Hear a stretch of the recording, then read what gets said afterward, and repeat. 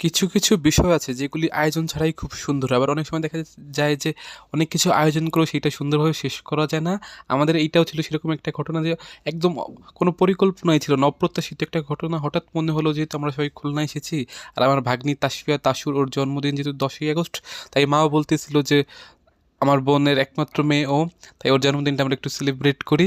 তাই রাত ১০টার পরে আমি আর আমার ভাগ্নে বের হয়ে গেছিলাম কেক কেনার উদ্দেশ্যে। এটা ছিল মূলত ২৬শে জুলাই আর ওর জন্মদিন ১০ই আগস্ট। তাই আমরা যেহেতু সবাই এক জায়গায় হয়েছি, সচরাচর এরকম হয় না সবাই একসাথে।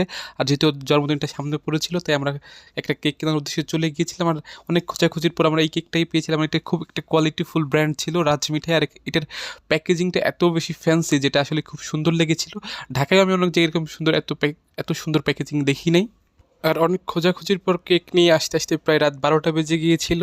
আর এসে অনেকটা ক্লান্ত ছিলাম তাই একটু শুয়ে পড়েছিলাম আমরা। প্রায় এক ঘুম দিয়ে পরে আবার রাত ২:৩০টার দিকে উঠেছিলাম সবাই কেক কাটার জন্য।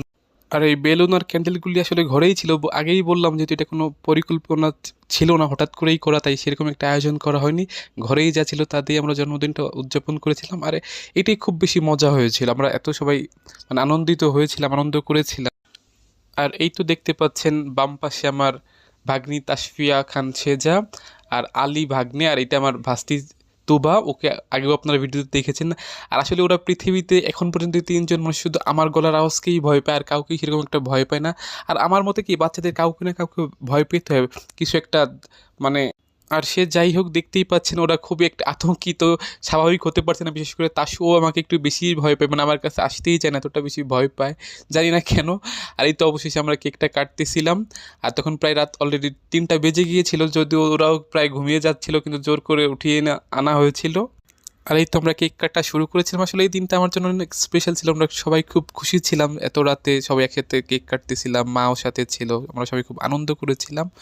আর আমার ভাস্তি ছোট হলেও দেখা যায় জন্মদিনটা ছিল তাসুর ছিল, কিন্তু ওর চেয়ে বেশি তোবাই বেশি খুশি খুশি ছিল। ও আসলে এইসব বিষয় অনেক পছন্দ করে। মানুষ ছোট হলেও ওর বয়স প্রায় ২.৫ বছর হয়ে গেছে, কিন্তু ওইসব বিষয় খুবই পছন্দ করে। আর ওর এক্সপ্রেশনই বুঝতে পারতেছেন যে আসলে ও কতটা খুশি ছিল। আর তাসু খুব নার্ভাস ছিল, যে আগেই বললাম যে ও খুব বেশি ভয় পায় আমাকে। আর কেক কেটে ফাইনালি ওকে খাইয়ে দিয়েছিলাম, তারপরেও আস্তে আস্তে একটু স্বাভাবিক হয়েছিল যদিও।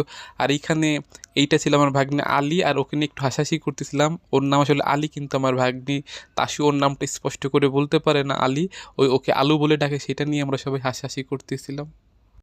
আর এই তো ওদের তিনজনকে কেক কেটে খাইয়ে দিচ্ছিলাম, আবার একে একটু গালেও মাখিয়ে দিচ্ছিলাম, ওরাও খুব আনন্দ পাচ্ছিল।